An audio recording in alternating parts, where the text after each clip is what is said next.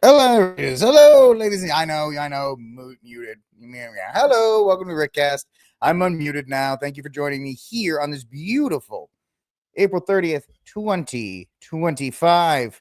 I hope everybody's having a wonderful night. I am. It's going to be the last live show of the week because my niece is coming into town from the East Coast, and I want to show her good old Texas time. So there will be no show on Thursday or Friday. I apologize in advance.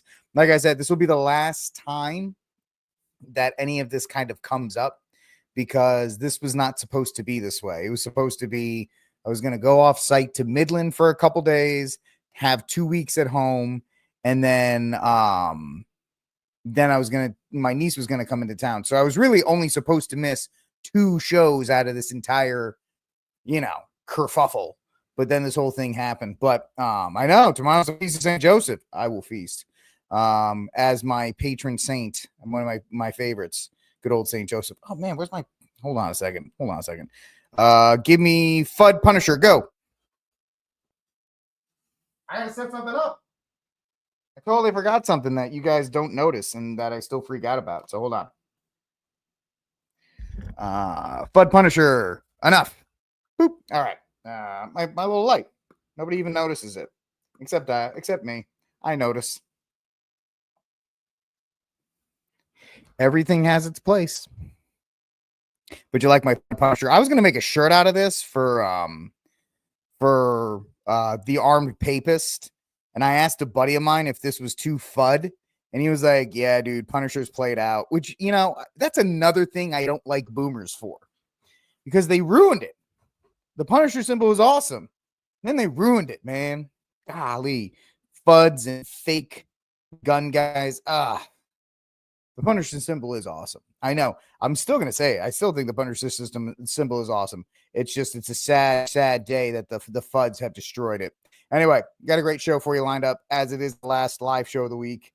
I want to make sure you guys enjoy this show. Of course, because it's the last live show of the week, I'm doing double duty. Tonight, we're doing our news from the pew. Steve Cunningham and I are doing that. So you're getting a good amount of me tonight. And hopefully, by the way, Lou, you won the internet with Orange Julius the First. Steve Cunningham lost his mind with that one. He thought that was the funniest thing he's ever heard. So all credit to you, Lou. You won the internet with that one. That was fantastic. Yeah, I know, because I can't do the. She's coming in literally like 5:00 tomorrow, so I couldn't even do it differently. It's got to be one or the other. So it is what it is, and I thank you guys for working with me. Month of May, month of June should be fine. Show wise, we shouldn't have any. Yeah, my light, it is pretty pimp. But look at that. It does different colors. And so it's gonna be a good time, and I'm very happy. I love her. She's fantastic. She's an amazing young woman. The fact that she is over the age of alcohol consumption now, if that's a swift kick in the time frame, because my little niece is old enough to do adult things because she's an adult, and you might as well just put me in the grave. Just put me in the grave now. It is my hippie light, right? It's super tubular, man. Look at the light, bruh. It like changes colors and stuff. Let's crash the economy for the kids. Let me hoard all my wealth and make it impossible for younger generations to do anything. Of course, younger generations. I know, Mike Thomas, we didn't listen to the Gen Xers. That's our fault. Our fault. Anyway, I'm babbling, but I'm happy that, it's our hangout time, my bar rats, my fellow bar rats. It is great to have you guys with me, as always. I'll be leaving the comforts of home for a couple more. The person that's going to be the most upset is my dog, because my dog went to she was boarded when I went to Midland. Then she went with us to Houston. She does not travel well. My dog does not travel well at all. And now she's just getting back in the groove. I'm like, time to go back. Because my dog is so spoiled. It's ridiculous. Anyway, It happens. I know. I'm gonna have to cut back on the boomer hate because it's actually pretty intense on this program. I don't want boomers to think that they're not welcome here, because we have some we have great ones, and I don't want to, let other people be boomer haters. We're not boomers overall as a group. Yeah, we don't like you, but individuals, you guys are fantastic, and we love you guys. Let's see. Right, it's nice, and like I said, most of the stuff back here is cheap Chinese Amazon crap. The projector is, the little flag is, the A&M boxes, even the RickCast sign up there, that is, Optimus Prime is. The Waffle House cup is obviously not. The Waffle House cup is a value. The Waffle House cup is one of the most expensive things back here. Crazy enough. Of course, this account stands for the Waffle House and stands for Hampton Inn, two American institutions that should be defended at all costs. Anyway, people are like, shut up and get to it. Yeah, I think this was made in China. It doesn't tell me, but like my Don't Tread on Me, We the People. This looks like it was in China. It was like $8. It had to be. Yeah, right. There it is. The 7076 flag. Don't Trend on Me. I think it's by law. If you're a conservative, why am I kicking stuff? If you're a conservative, you have to have some kind of American flag on in your stand or in your display. Because if you notice, every guy on Rumble has an American flag somewhere. They all have it. But make Bob's Big Boy great again. Yeah.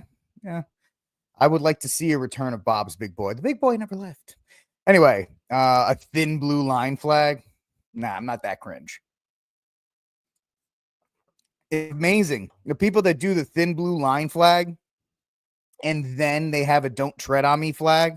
It's like, who do you think's going to do the treading? The cops. Anyway, neither here nor there. What am I going to talk about? Really not like, there's a lot of Trump stuff that I'm interested in. If I'm going to do this show 5 nights a week, I'm going to do stuff I want to talk about. Now, obviously, there's some trending topics we want to put in there for the algorithm, things like that. But the things that I have in there today are stuff that I actually want to talk about. Now, there is one thing we will talk about that was that just took place, that just dropped right before showtime. And big thanks to the best social media manager out there, Magdalene Rose. She is the best. I know what's going on, and so let's get to that. This, I don't want to say breaking. I'll just say this just in, because if Brian Koch's here, he knows breaking wind. That's pretty much everybody. Here we go. This is the big news. Actually, we don't need this right here. Let's do video because people like videos. All right, the U.S. and Ukraine have just reached a minerals deal. It will grant the privileged access to new investment projects to develop Ukraine's natural resources, including aluminum, graphite, oil, and natural gas. Big deal. So that's kind of the thing that was, I think, holding back the Ukraine side, because I don't know, at least public relations wise, publicity wise, I don't know this for a fact. I don't know if this is true or not, but Putin has been saying that he's ready for peace, that he's ready for a peace deal and a peace accord. And it seems like it's always Zelensky that's changing this, that, and the other thing. So let's actually wait until this is signed, pen to paper, because these things, they actually tend to not be correct. Or when I say correct, I mean also not finalized. So we'll see how it goes. Ukraine is preparing to sign a major rare earth minerals extraction deal with the U.S., a move that could significantly improve the Kiev-Moscow peace talks involving the Trump administration. According to various reports, the Ukrainian economic minister, or economy minister, for those who actually want to hear this in the correct language, Yuli in Washington to finalize the resource deal with the U.S. negotiators. I'm not a journalist, so I'm not counted on to say these names correctly. They won't say my name correctly. Hell, telemarketers can't say my name correctly. The pact, which has been in development for months, would reportedly create a joint fund to manage Ukraine's investments in its natural resources. This is essentially that meme you see online when it's like, oh, Ghana just discovered 500 years worth of oil. And then there's like a screaming eagle in the next frame going, all right, time to free Ghana. That's pretty much when they say they're going to create a joint fund to have both of them manage it. Yeah. Zelensky, you think you're going to manage it? All you're going to do is have access to it. The problem, the thing that jumps out to me as far as a problem long term is when President BBL gets in there. And what are they going to do post Trump? That's the big deal. Or it doesn't matter. I'm sure you did have I'm sure you did have one in college, Michael, and I'm sure it was used very effectively for studying. So the Ghana reabort. Well, pretty much all of Africa is not safe, which is why we need to pray for our Catholic brothers and sisters down there. Anyway, the big deal with this is, yes, this could be another step closer to peace in the Ukraine, which would be great. I'm sure we would all like that. We don't like war. At least the majority of my audience doesn't like war. We're not neocons. We're not warmongers here. But at the same time, the question is, long term, how is this thing going to be managed? That's the real question. How will this thing be managed? How will they take care of this, especially down the line in different administrations? What I'm getting at, and I'm not saying it correctly, is what will prevent future administrations from doing what they essentially did with the Social Security Act, right? Social Security actually at one point was an actual, isolated on its own account, let's just say, for simplistic sakes. Then it was jailbroken. Then they just kind of said, oh, the money's coming in, let's take it and spend it on other stuff. My issue here, and this is just a first hot impression take, is when does the U.S. jailbreak the money out of this rare earth mineral deal to spend it on other things? Because if the U.S. is good at anything, it's like a sorority girl in college with a credit card. The U.S. knows how to spend. And so something like this, while great in theory, just lends itself to, okay, when is it going to get jailbroken, or when is it going to get broken into so it can be on EB cards and all these other useless things that nobody likes. All right, so that's the most up-to-date thing that came out of that, is that we have a potential mineral rights deal in the works. Of course, this is the same thing where we had, oh, look, there's going to be a peace deal with Zelensky. And then Zelensky 2 days later is like, no peace deal. No, that's because the people in Europe don't want this. It really depends on how the people of Europe, when I say people, I mean the socialist governments. Most of the people in Europe are fine. It's the socialist governments and the Muslims you got to watch out for. And how is that going to react as far as going forward? It's an aluminum deposit, not particularly profitable. Yeah, I think the real advantage to this, Michael, is if the U.S. has financial interest in Ukraine, even though we had interest already with secret labs and all these other kinds of things that nobody seems to want to talk about. If there is known financial interest of the U.S., it would be a stopgap to Putin potentially moving any farther out. But if you ask me, in my humble, stupid opinion, I don't think Russia is going any further. It could have at any point, and it stopped. It got its land bridge, and that was it. It hasn't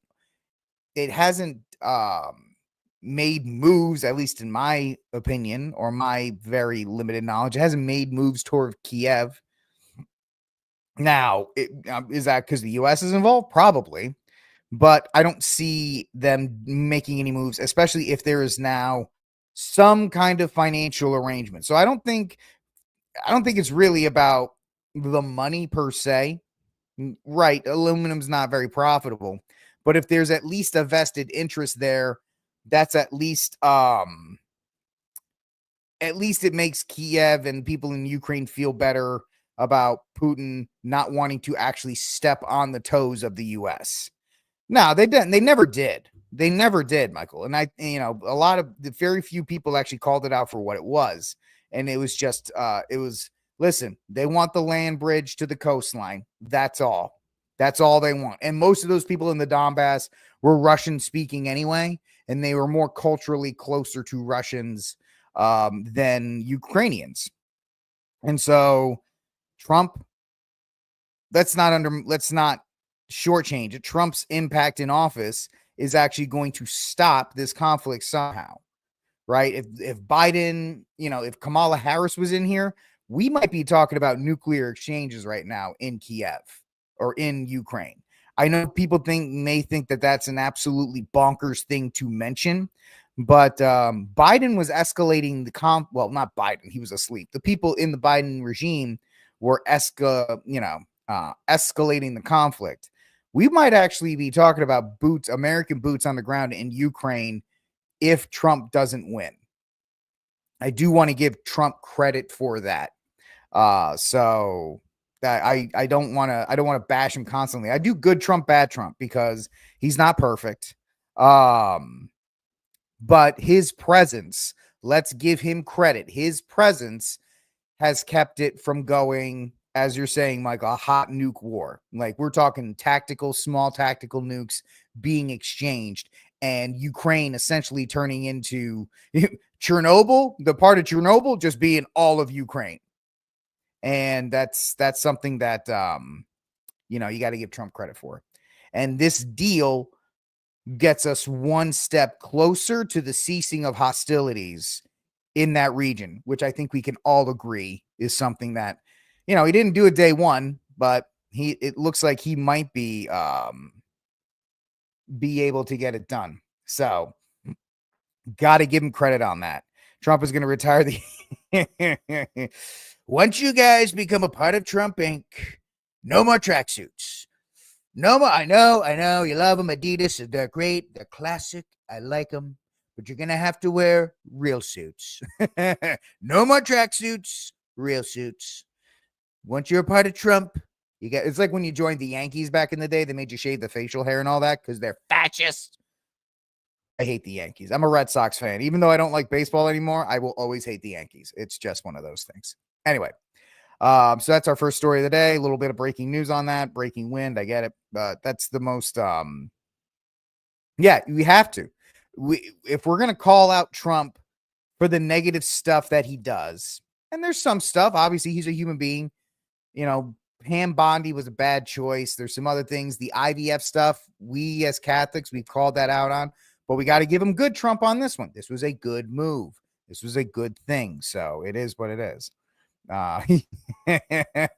Yep. Hey man, Adidas loves Eastern Europe. Without Eastern Europe, Adidas retires. Or soccer. Sorry, I'm not a big soccer guy either. Anyway, let's get to our second story of the day. So we're going to stay in Europe, and this story kind of jumped out yesterday, and this is kind of one of the reasons why I'm in the midst of writing my second and final book, The Prepped Catholic, the Catholic Case for Prepping, which I hope, don't hold me to this, I hope to get that out in the fall. I hope to get that out in the fall. It'll be the same length, like 70, 75 pages as The Armed Catholic, the Catholic Case for Guns and Self-Defense, which you can get at Barnes & Noble because Amazon sucks. But yes, I've always been a prepper. If you guys hung out with me back in the day on my old shows, prepping was a big part. And the reason why is because we're becoming more centralized in all of our electric needs and things like that, smart meters, blah, blah, blah. Even this house yesterday, our Monday, which is why the show was late, we had problems here power-wise. And that's on me because my wife and I have been talking about alternative motives of power or alternative power as backups and things like that. We have a generator, but I didn't roll it out for it. Anyway, so this happened Monday and into Tuesday, where Spain and Portugal lost power, just lost power. Everything, trains, whole thing just shut down. And, it was a pretty big deal because most people have come to a point in their life where if the light switch doesn't come on, they're in trouble. And I think people need to understand that. So this is from the AP in Madrid. The cause of Spain and Portugal's widespread blackouts remain a mystery on Tuesday, with some isolated disruptions remaining after the power was largely restored. One of Europe's most severe blackouts grounded flights, paralyzed train systems, disrupted mobile communications, and shut down ATMs across the Iberian Peninsula on Monday. And we actually have somebody that was supposedly in Spain. Now, this guy used it to push crypto, but there was some interesting facts here. He was there yesterday when Spain went dark. It took less than an hour for panic to set in. Cash became surprisingly worthless. Now, people are trying to community note this by saying, well, no, people were taking cash. And he says that in the later thing. But this is why things like CBDC scare me.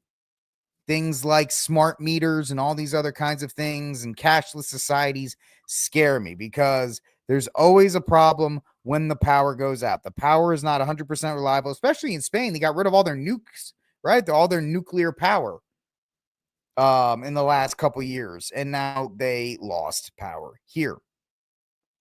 So when the power went out, no internet, no phone service, no warning. So the biggest thing that guys like Joe Dolio and other preppers came away with is you need a radio. You need some kind of battery-powered radio, some kind of either like a ham radio hooked up to a car battery or something like that, where you can actually get access to information.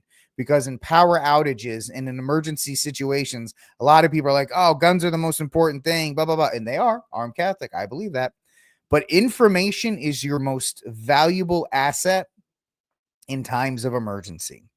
And he writes right here, within an hour, lines were forming at supermarkets and gas stations. People didn't wait for answers and just acted on instincts. We see that the fact that, in COVID, what was the big thing? Toilet paper. People freaked out about toilet paper. Why? Because for some reason people are like, oh, we're gonna run out of it. And people went nuts. Yeah, you can get wind-up radios at like Ross or Marshall's. They're not very expensive, and just having one of those gives you a leg up over most people in that situation. What will America do when the power goes out and can't get most of it? I know. Will the power actually be out, G-Money, if Karen cannot post that the power is out? That's essentially the 21st century version of if a tree falls in the woods and nobody hears it, did it actually fall down? If Karen can't post on Facebook that there is no power on Facebook, is there actually power on Facebook? That is one of life's problems. So most people do not have a supply. I have a water purifier. I have probably 4 bins I can look at right now. 4patriots.com. I'm not a sponsor. Would love it if 4Patriots wanted to sponsor my program. 4Patriots. There's also the other food. Having some kind of emergency food that you can get into. Now, guys like Brian, I know you guys farm, so you have access to food. But even people who are farmers and stuff like that, having a 72-hour, 1 week's worth of food, something, so you don't have to worry about it. Yes, of course, hurricane beers are absolutely necessary as well. But most people, if they look in their pantry, they don't have enough food to get through the week because we are a what? We go to restaurants and we pick up food a lot of the time. Or if we're in the mood for something tonight, we'll just go to the market and get it. Another thing, how many of you guys don't let your cars get below half a tank of gas? That is something that preppers kind of preach. Yeah, that include, most people let their gas go all the way down and then they fill it up. Preppers are big on keeping that stuff filled halfway, and that way, if you need to get out, you at least have so many, you don't have to sit in the line. Is it preferable? No, but it's better than being stuck in the line with everybody else. Then rumors. Somebody said it was a cyber attack. Others said that the UK, Germany, France, Italy, the Netherlands, and Greece were also hit. There was no way to confirm anything. And this line right here is being undercut because people don't want to trust it. Fear spreads fast when there's no communication, which is why you need some kind of radio, which is why you need some kind of way to communicate with people, because fear will get you so much more. When he went to go get supplies, it didn't matter if you had cash, stores couldn't give change. That's what he means, like when cash became worthless. People are like, you could still use cash at the last second. No. Well, the cash registers weren't working. So you weren't able to get change. You just had whatever you had on you. Hey, here's $50. Take it. And then you don't get change, or you don't get the supplies. It just is what it is in that regard. He didn't have a radio at home. The only way to get updates was to go on his car and turn on the radio and listen. It was the only working source of information. One thing became obvious: the more centralized the system, the more fragile it is. The Iberian Peninsula's interconnected grid turned a local issue into a regional blackout within minutes. Now, they're not saying anything to that effect, but that's what people are trying to point to. By 11 a.m. on Tuesday, Spanish electric system was functioning normally. Electricity operators, and Portuguese operators, REN, said power had been restored to 6.4 million customers. As life begins to go back to return to normal, authorities in Spain had yet to provide further explanation why the nation of 49 million people lost 15 gigawatts, equivalent to 60% of its national demand, in 5 seconds. That's a lot. Remember, people were making fun of Texans for freaking out during the ice storm. Guess what, guys? It is I'm not even posting that, but that's hysterical, Brian. You just wait, buddy. Maybe get me pound of gold from the Pirates. The power eventually came back on, but the illusion didn't. It doesn't take days or even hours for society to start unraveling. A lot of people are very comfortable. And the point of this article is that we're seeing examples of why you need food, why you need batteries, even those little solar backups that can charge your phones and stuff like that. Yeah, you may not be able to connect to a network, but you'll still be able to use it for lights or whatever the case may be. Having solar batteries that charge up things, any method of power you can obtain, you need to have. Yes, guns and ammo are huge. Gold, silver is huge. I get all that. I'm with it. But you need to understand that power is something that most people do not take into account. They have little they have little solar panel charging packs where you can get a little battery and a solar panel, and that can charge a majority of things in your house. That's definitely something you should look into as well. And then this is kind of, I'll end on this. Decentralize what you can. Keep basic tools around. Don't assume the systems you rely on will always be there, because they won't. We know this. The more they centralize things, the easier it is to make it more difficult for people. The more easy it is to make it difficult for people, and we don't want that to happen. All right, this is RickCast. Like, subscribe, share, hit the notification bell if you like what we're doing. Really, just give me a comment and leave some stuff on there to let them know. The like button is the big thing. The like button and the comments are huge. All right, let's get to our next story. I'm kind of running long. Steve's going to get mad at me. Whatever. Next story. I'm kidding, Steve, a little bit. Post office reportedly helping Trump find immigrants to deport. They can't even get my mail to me on time. Now they're going to find immigrants? How? Anyway, oh, forget you, Rolling Stone. It was fine 5 seconds ago. Now I have to like search somebody else. All right, let's go with that one. I hate these. Like nobody's going to subscribe to your stupid service. Anyway, USPS is helping Trump administration deportation push as law enforcement division within the U.S. Postal Service. Once again, why is there a law enforcement division inside the U.S. Postal Service? No reason. Shouldn't be there. Doesn't need to be there. Where are you? Where are you? I don't want you, Hungry Root. Go away.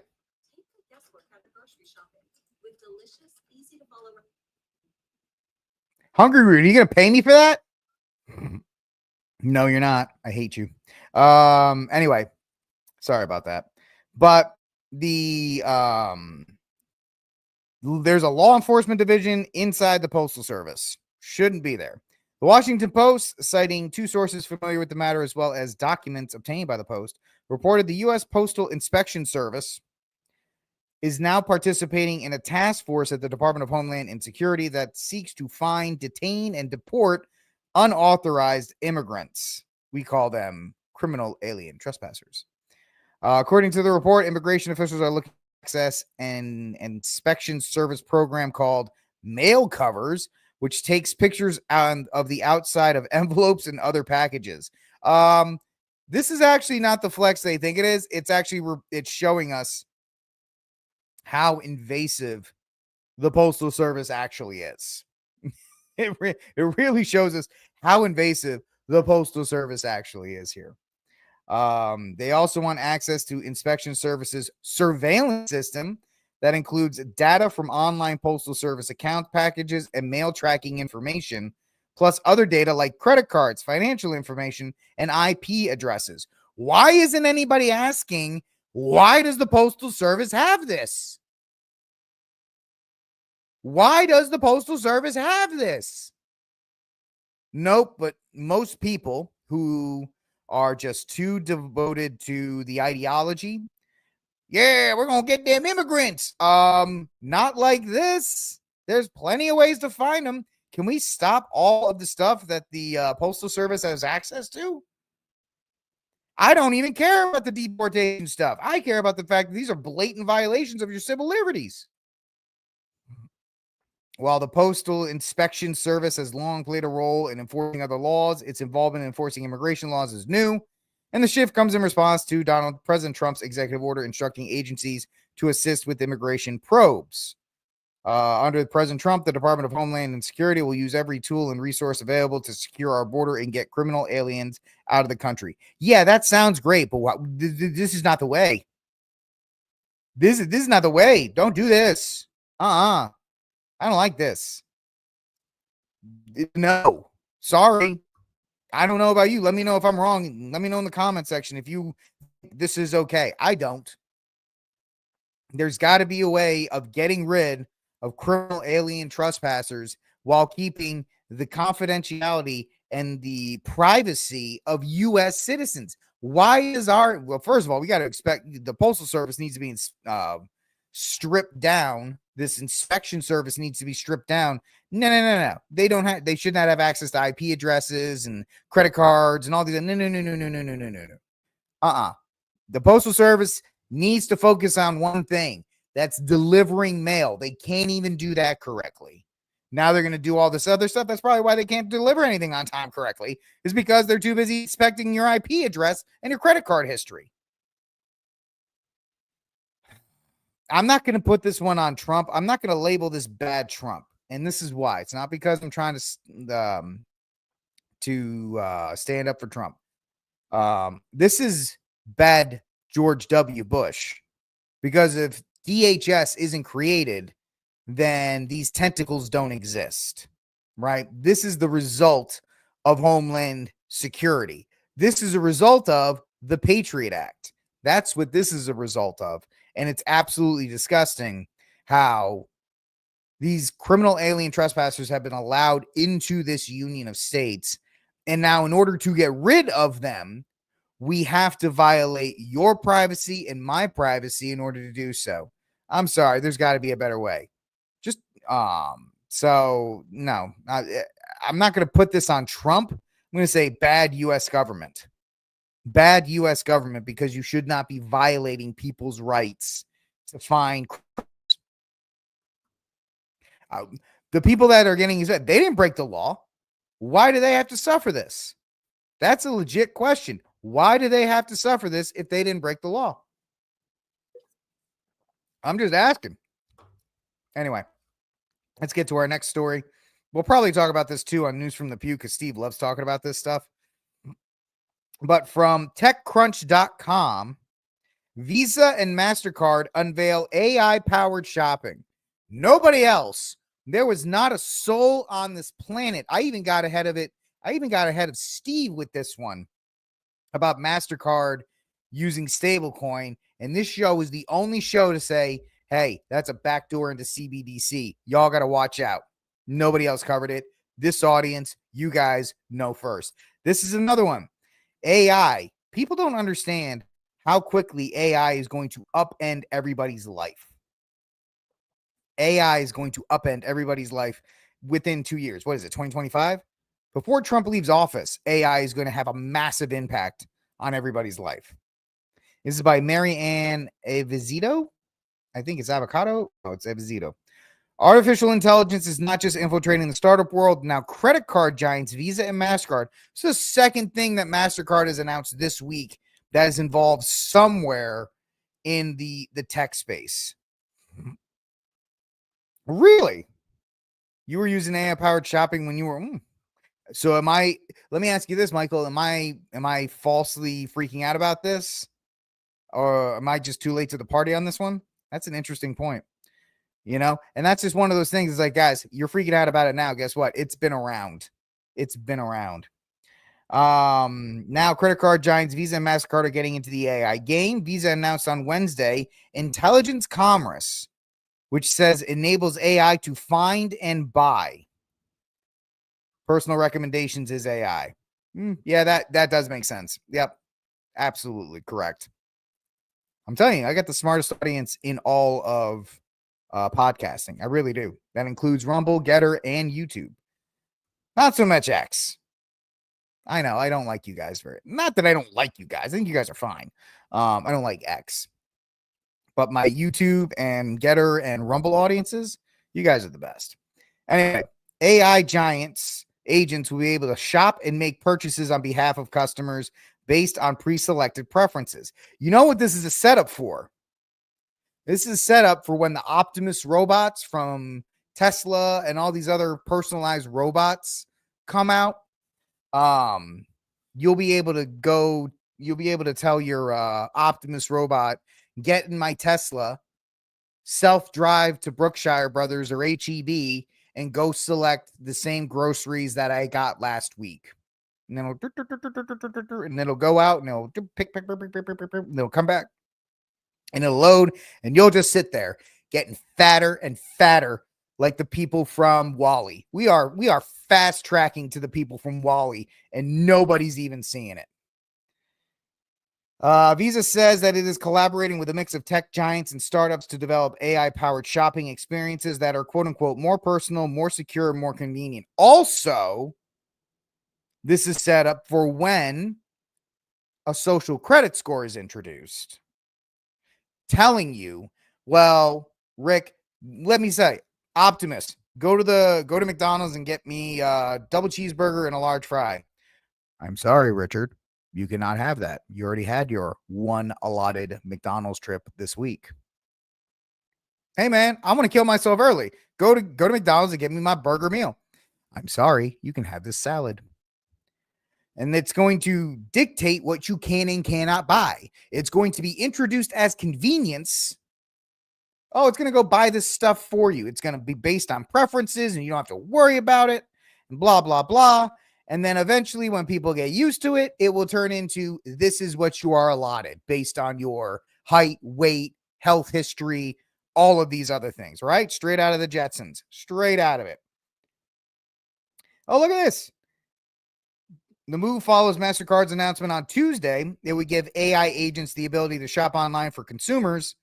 MasterCard said the new agent pay offering, quote, will enhance generative AI conversations for people and businesses alike, unquote, by integrating payments into tailor recommendations and insights already provided on conversational platforms. Yeah, this is straight into the social credit score. Straight into we are streamlining right towards it, and nobody's paying attention. Nobody's paying attention. Yeah. Listen, fatty, no more McDonald's for you. I don't want to be healthy. Hey man, personal choice will be gone. But just think about that. And a lot of people, what do we love as human beings? We love convenience. We love convenience. Here's the thing. Even if Trump doesn't want it to happen, he can't stop the private sector from doing it. He can't stop the private sector from doing it. And it won't, like, if you have enough money, it's going to, and I guarantee you the social credit score and stuff will be divided into tiers based on wealth. If you have more money, you'll be allotted more trips to McDonald's or whatever the case may be, or whatever you want. But it's not going to be the same as it will be for the poorer folk, right? There was already the kerfuffle over not allowing people to buy junk food on Snap, which I'm totally fine with, by the way. And now it is what it is. Data privacy laws would be a welcome change, would stop to this. Even so, I understand where you guys are going on that, and I completely agree with you. There could be some stopgaps, but I actually don't think most people would care. I think most people are ready for the Jetson lifestyle, are ready for a maid to clean the house and get their groceries and do all these other things. I asked the question a while ago. Would you rather have 10,000 robots or 10,000 Indians or 10,000 Muslims or 10,000 immigrants doing these, doing the cleaning and all that other stuff? The answer is 10,000 robots. Well, because the birth rate's going to crush itself at some point. So what are you going to do to replace the labor force? Do you want to import your replacement, or do you want 10,000 pounds of gold? My gold. Do you want 10,000 robots or 10,000 immigrants? I'd take 10,000 robots, right? Give me the iRobot world. At least your culture's still intact. But it's interesting in that regard. Another thing, guys, another AI machine. I'm going to show these two stories to Steve tonight, and he's going to freak. This is crazy. I can't believe it. He's not. He probably already knows about all this. Yeah, Brian, you did your part, buddy. You did your part. People like me, God's providence did not allow me to participate, but you did your part, buddy. I can't hold it against you. You should get an exemption. All the McDonald's you want because you produced. You went forth and multiplied many times. All right, last story of the night. Weird story. Take it with a grain of salt. The guy who reported this spoiler has a spotty track record at best, and it's very interesting to see how people are reacting to it. Superman. Bizarre plot rumor points to we'll call it Super Poo, hate campaign, and mutant monkeys. As you can tell, I've been searching for holsters for the last couple of days. Can I just read the article, please, without subscribing to your stupid inbox? As you can tell, I've been looking at holsters because that's what my ads are saying. Yeah, I know, Brian. I got that in. What's going on, G? What's going on, my man? It's good to see you, buddy. Yeah, Brian, that's why I say it's God's providence. It's however God wants to, God's in charge. That's all I can say about that. Yeah, I mean, you just you're glad for whatever decision he makes. So, Superman, bizarre plot rumor. Reason why I'm resetting this is because it's a segment. So I want to get a clean break. So 3. Superman, bizarre plot rumor points to super poop, hate campaign, and mutant monkeys. We've been hearing mixed reports about James Gunn's Superman since the first internal test screening took place, and a number of quote-unquote rumored details about the movie have been met with skepticism, if not outright mockery, from fans of the iconic DC hero. One aspect of the movie that seems to have proven to be the most divisive to have seen the story, once again, you have to take this with a grain of salt, because the guy who does these rumor reports, he's not always wrong, but sometimes completely off the mark. So it is what it is in that regard. So he's let's see, the DCU reboot. And by the way, if Superman fails, the DCU is officially dead. They will never try it again. Reboot is said to have an episodic feel and has been compared to Grant Morrison and Frank Quitely's acclaimed 2005 All-Star Superman, blah, blah, blah. I don't care about any of that. Now the MTTSH has My Time to Shine. That's how he goes on X. Shared some story details, and while these sound like fairly minor plot points, they're sure to raise a few eyebrows. Quote, in the movie, Superman is frustrated by social media backlash with the hashtag superpoop, we're going to call it, being mentioned several times as really getting under his skin. Meanwhile, and this is the best part, that the first one is like, okay, I get it. The second one is actually better. Meanwhile, Lex Luthor's interdimensional world, 100 of mutant monkeys are shown typing furiously at keyboards, flooding social media with hate against Superman. I mean, this is some of the dumbest things I've ever read in filmmaking. I kind of want them to be true. Could you imagine they spent like $120 million to make this film, and James Gunn's magnum opus is him having a bunch of monkeys typing out super poop online to get under Superman's skin? How awesome would that be? Just a bunch of monkeys like slamming away at keyboards and Superman being like, I'm so sad. Oh man, this is what modern cinema is. Anyway, again, this is more than likely a running joke or possibly even a one-off sight gag, so best not to read too much into it.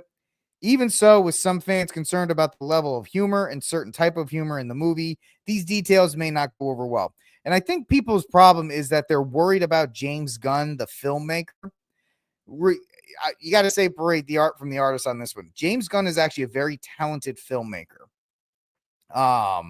But at the same time, he's got a very myopic sense of humor. I think the way his sense of humor can drive down a film. He doesn't, I mean, he can take it seriously, but a lot of people are questioning, is he even the right type of director for a Superman movie?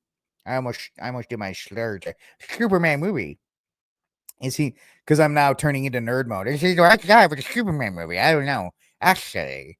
So people are worried that James Gunn, who was fired from Marvel because of social media backlash, is he going to self-insert himself, as somebody like Brett Dasovic says, self-insert his problems into the major motion picture Superman? Is he enough of an elitist or enough of a narcissist, is probably the better phrase, to do so? And my answer is yes. Yes, he is. So let's keep going. Superman star, I don't care about any of that. But that's the big thing. They're worried about Superman being trolled by super poop, and just can't. He just gets triggered. He just gets triggered, guys, by these people. I don't know. I mean, it wouldn't shock me in a modern film because these people can't help make commentary on this stuff. They just can't help it. They just cannot help it. So we'll see how it goes from there. I don't know. It just is what it is. It's stupid. These people, they cannot help but just put themselves into these things. I kind of want to see it, because if it's that obnoxious, I'd have to see it on the big screen, like 10,000 monkeys banging on keyboards. Superman bad. Like, he did it. This son of a monkey did it. Right? You turn into Zoolander. He did it. It's beautiful. Anyway. All right. That's it for this episode of RickCast. Last live show of the week. My niece is coming into town tomorrow, and I'm going to be showing her the state of Texas this weekend. Live shows start Monday. Should not have any interruptions going forward. Once again, I thank you for putting up with me and this crazy schedule that I've been on. You guys have been, and my bar rats have been absolutely fantastic, staying with me this whole time. I promise we're going to get back up and consistent starting next week. But yes, I will see you guys Monday. Y'all take the weekend off. Have fun. If you are interested, News from the Pew starts in 30 minutes. Steve Cunningham and myself, we are getting our live show in now because we won't be doing it tomorrow. So I'll see you in 30 minutes if you want to hang out with me on News from the Pew. If God bless, and until that day comes, free Dexter Taylor.